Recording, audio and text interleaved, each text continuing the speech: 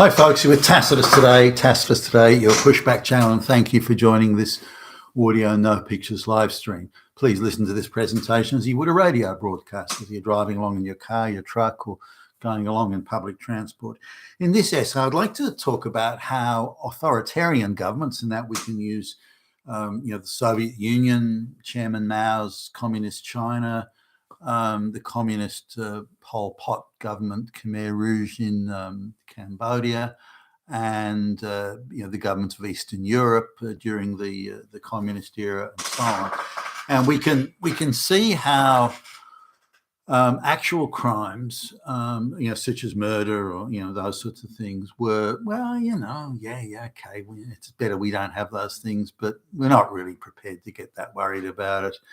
Don't go to the places where murder might take place.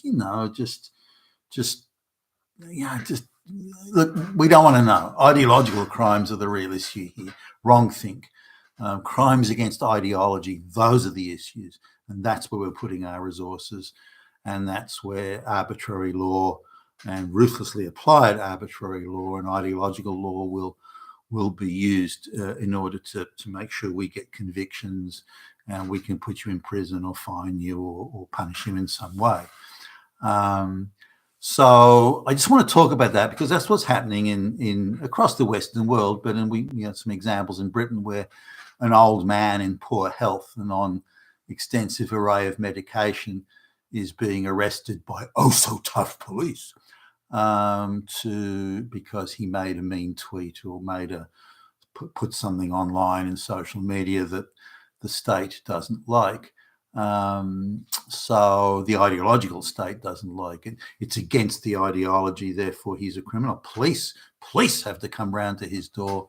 This old man on again, a wide array in poor health on that, they come back to deal with this Nazi scum. How do you know he's Nazi scum? He's a straight white male, for fuck's sake. What else do you need? But what about the people running around with knives and baseball bats that are burning things down and doing that? No. They're brown or black. They don't matter. They're part of the good ideology.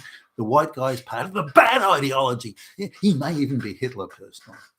So let's just have a look at ideological law because all authoritarian governments do it. It's a thing that they just can't not do. Now, in the earlier days, and going into really the probably the mid 1950s in the Soviet Union,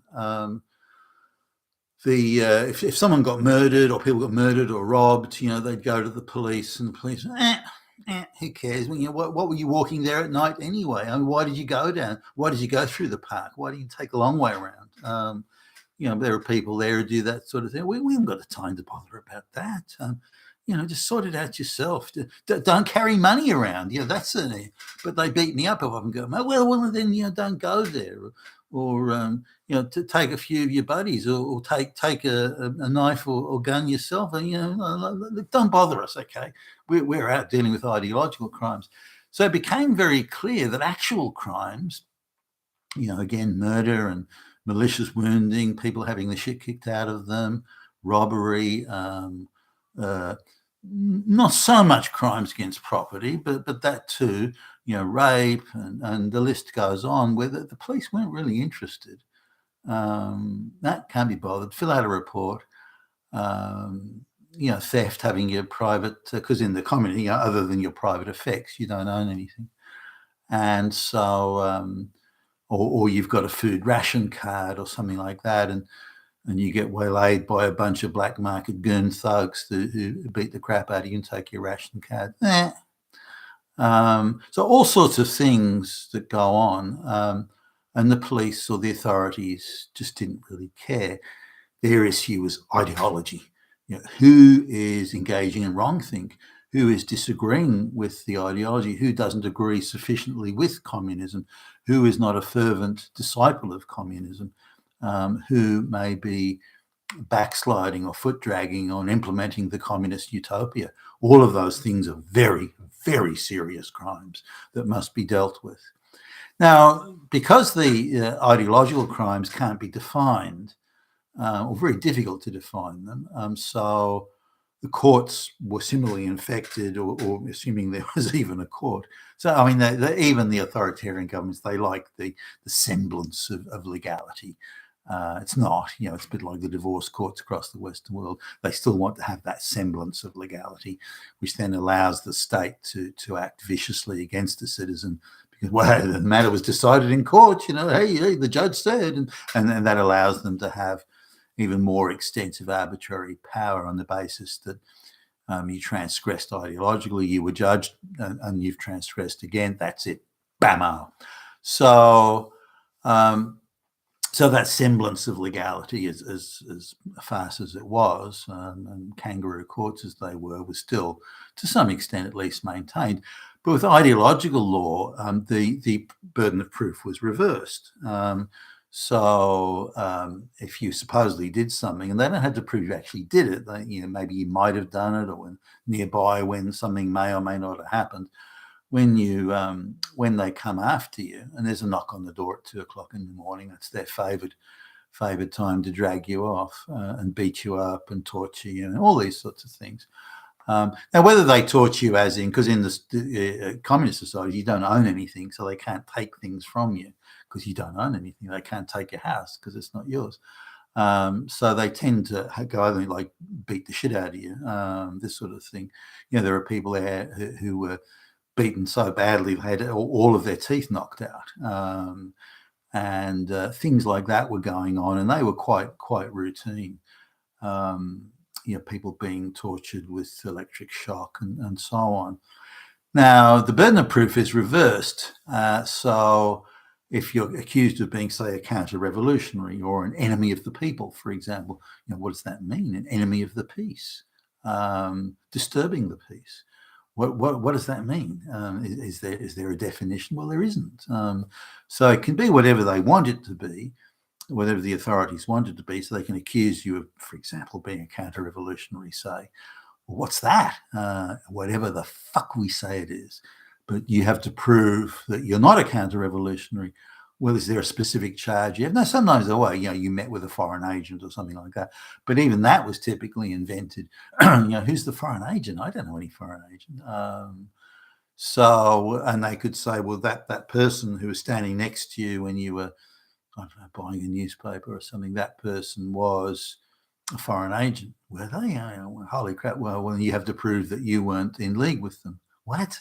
So they could really say anything they wanted and accuse you of anything they wanted. It's all ideological. So at no stage, there must have been sometimes, did it rely on facts. You were here, you did this, and that was, and so on, because all the information, for example, saying that the other person was a foreign agent, how do you know that?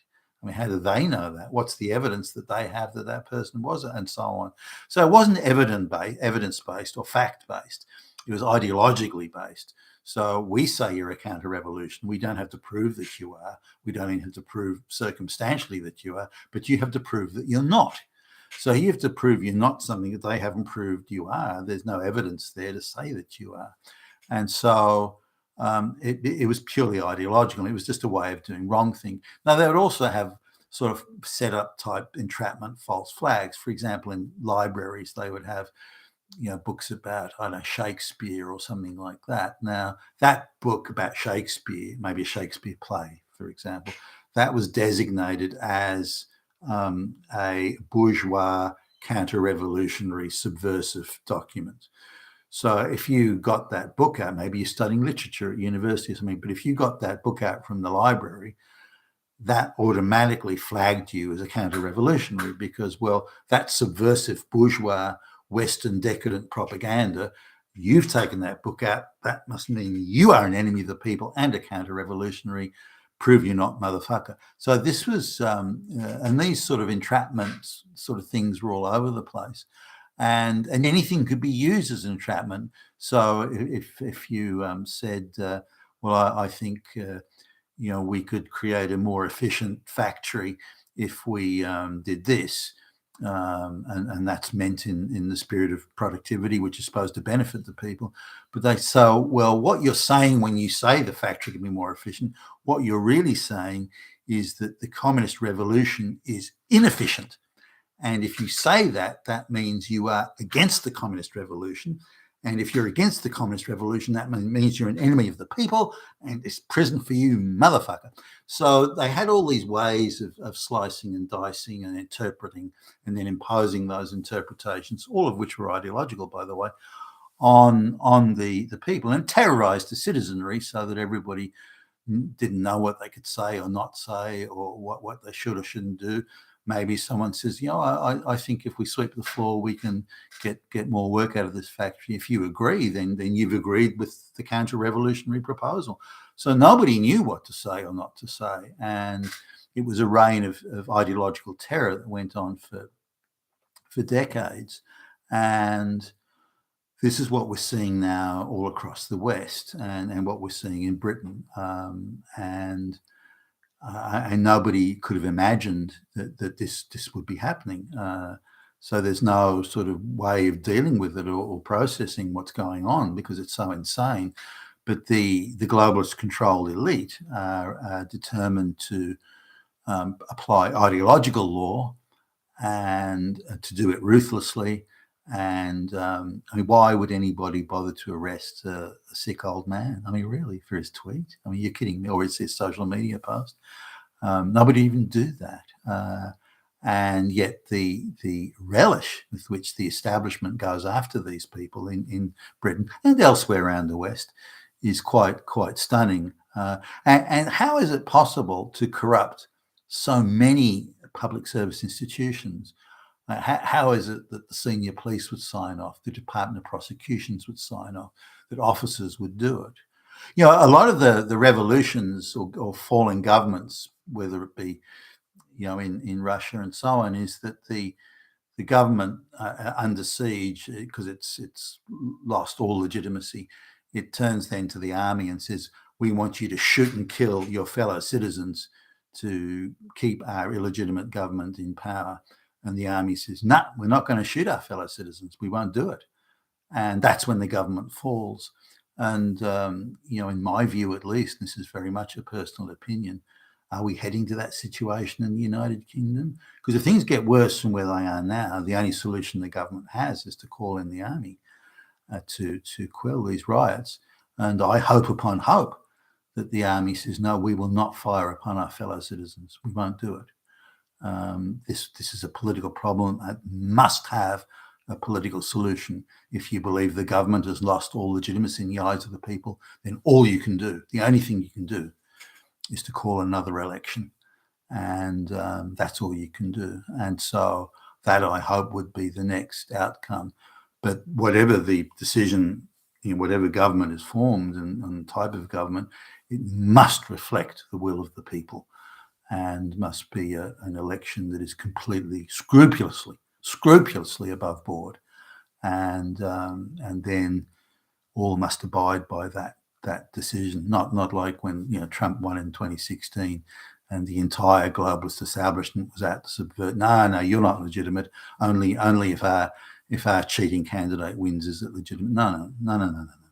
We must return to the will of the people. That's only my view, of course. You've been with Tacitus today, your Pushback Channel. Thank you for listening.